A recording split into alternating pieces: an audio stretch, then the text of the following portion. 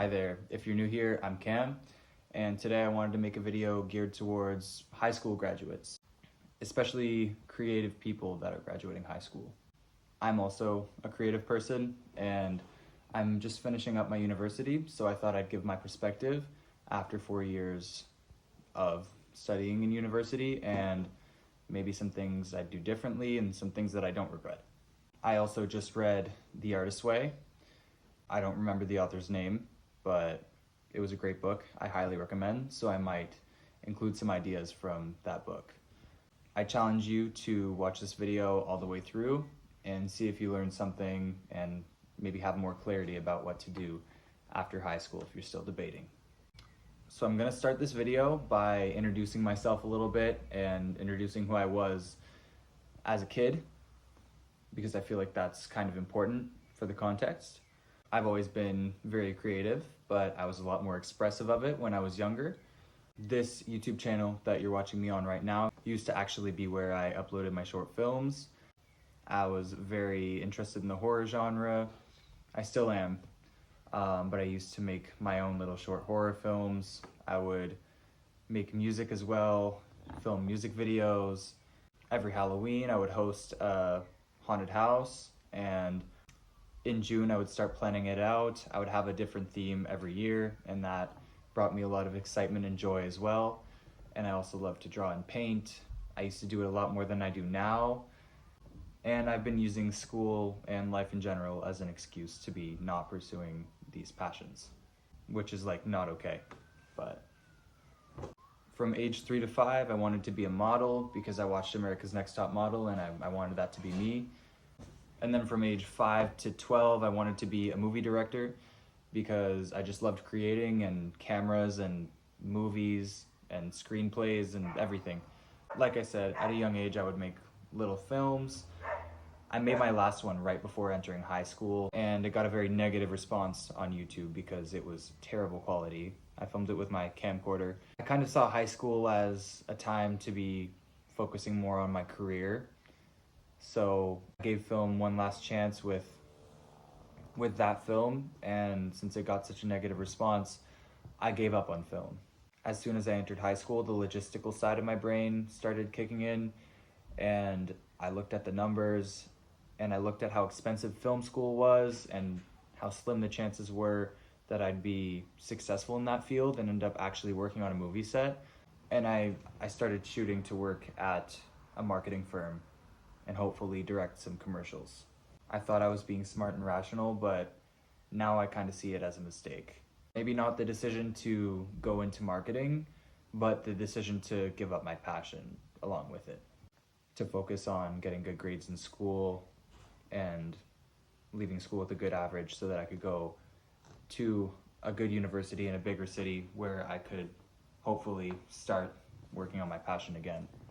That's not how that works though. So I went most of high school focusing on school, trying to get good marks and not having much of a social life. I graduated with a 93 average and I got into quite a few different universities. I got into one university in Montreal, which is a bigger city, that I kind of wanted to live in, but then I looked at the numbers again and the logistical side of me decided not to move to Montreal and go with a more local university. Luckily at this time, COVID was happening, and I know not a lot of people can say this, but COVID kind of benefited me because it made me realize that online school was an option. I'm so grateful that I applied last minute to a university that was affordable and offered an online option. In the end, I chose a degree that I was able to do completely online in business administration, and it allowed me location independence, which meant I could do my degree from wherever I wanted to be. Although I wasn't studying something I was absolutely passionate about, I was able to travel, which was another one of my passions. So as soon as I turned 18 and was allowed to travel alone, I ended up going to Germany and then spending a couple months in Spain. Independent living at 18 years old was a lot to get used to, but I quickly adapted and I ended up really liking Spain, so I stayed for 3 more years. To be able to stay for so long, I had to apply to a couple of visas and learn the language, which I did through immersion. But I volunteered as an in-house English tutor, I worked at luxury events, and I also worked as a model. In my 3rd year of university, I actually got into Vogue Spain, which was super unprecedented and super cool because I wanted to be a model when I was 5 years old. But I don't think I would have had access to any of these opportunities, working luxury events, modeling, and being an in-house English tutor if I stayed in my hometown or if I stayed in a town that was around my hometown. I also wouldn't have learned Spanish or improved my French or learned a little bit of Catalan. I also met so many amazing people on the way. And by traveling frugally, I've been able to visit 26 different countries over the course of my university degree. There's so many reasons why I'm so grateful that I was able to leave my hometown. I'd say the experience that I've gotten from doing all of these odd jobs and random things are what I'm gonna use in my future and what have really benefited me the most.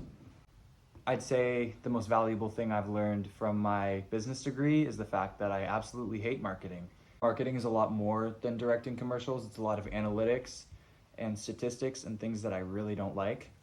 So I'm absolutely not going to be pursuing a corporate job, in marketing at least. And I know that thanks to my business degree. It's also a great thing to have to fall back on. But I'm a lot less interested than I thought I would be in pursuing something in the business field. And after reading The Artist's Way, the author talked about something called shadow artists. Shadow artists are people that are genuinely interested and passionate about something like painting or film or music, but then end up doing normal person jobs that you have to go to school for, like working at a marketing firm or being a lawyer, being a teacher, when they really want to be something else. And the book talks about the importance of taking time out of your day to pursue something that you're genuinely passionate about and how good that is for your sanity and for your mental health, and how you can avoid resenting yourself in the long run for not having pursued something that you're passionate about. So now I want to leave the question open to you. If you're considering going to university and investing a whole bunch of money into a degree that you're not 100% sure about, do you really see yourself happy working in a position in that field for the rest of your life and gaining a decent income? Or do you see yourself pursuing something similar but in a different way that's going to take less of an investment? Or better yet, if you invest the same amount of money in your passion, do you think that you'd be successful and able to build a life on your return from that investment? From the time that I started university to now, my financial priority has gone from a certain high income, a certain number, to a balance between income and cost of living wherever I am, where the income is ultimately higher than the cost of living, so that I can always be putting a little bit of money away and never going into debt. I also urge you to look into the courses and certifications that are available in your area or on the internet that would genuinely benefit you. You don't have to have a university degree to be successful. I can't imagine walking out of this university degree without all the experience that I've gotten working these different jobs. Right now I'm on an internship in Costa Rica, and it's so much more valuable than all of the courses I'm taking in my 4th year of university, if I'm gonna be honest. So I'd also say during these early years of your life, it's super impressive to have a lot of experience, because a lot of people that are in university don't have as much experience because they're too busy studying and aren't able to put themselves out there. It's a really tough job market out there, and it's hard to sustain yourself as a young person. But if you could sustain yourself in any way that you choose, why not choose exactly what you want to do? I'm only 21 and I'm walking out of my university degree, and most people my age are getting ready to wake up every morning at 8 a.m. dreading their day job. I'm not ready to do that yet, and there's so much pressure on me to be doing that. I don't want to wait until I'm 65 to pursue what I actually want to do. I'd rather find a way now to be able to sustain a life where I'm pursuing what I want to pursue. So if anyone's watching this and finishing high school and still doesn't really know what to do, doesn't know exactly which road to take or how to get there, I say start small. I say once a week, take yourself out and do something you genuinely like or that you remember liking at some point in your life. It doesn't have to be expensive, and it doesn't have to take a lot of time. Just make an effort once a week to do what you want to do. Journaling has also helped me. I find that my life is better during periods where I'm journaling rather than periods that I forget to journal. Another idea in the artist's way was morning pages, write 3 pages every morning. I can't say I've been consistent with that, but maybe half the time I am, and it's been helping. It's also not too late to try new things. If an opportunity comes up and you're not opposed to it, I say go for it, because you really have nothing to lose. Unless it's extremely expensive and you need the money for something else. Then don't do it. And if you're a creative person and you don't feel like you can really succeed where you were born, I say get out of there as soon as you can.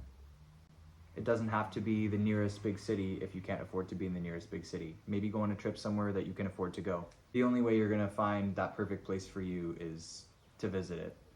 So I say take any opportunity you can to get out and leave your hometown. And if you do end up going to university or pursuing something strenuous, that's still amazing. Just make sure to keep your health and taking care of yourself a priority, because that's the most important thing. You're in your own body for your entire life. Make sure your mind stays healthy and your body, because you only have one of each thing. And to add to that, whenever you're in a new place, more often than not, opportunities to things that you forgot that you liked or that you didn't know that you liked will pop up. And that's super exciting. So I say getting out of your hometown is a great idea if you don't feel like you can be successful or as creative as you want to, or meet the right people where you're from. Getting out of my hometown was probably the best decision I've ever made in my life.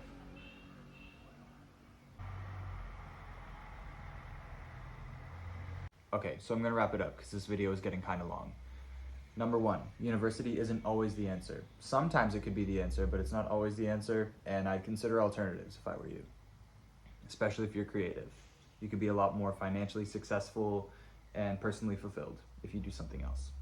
Number 2, if you do end up doing university or a course or a certification, consider doing it online so that you're able to be wherever in the world you want to go. If there's a place calling you, you can go because you're online and you're geographically independent.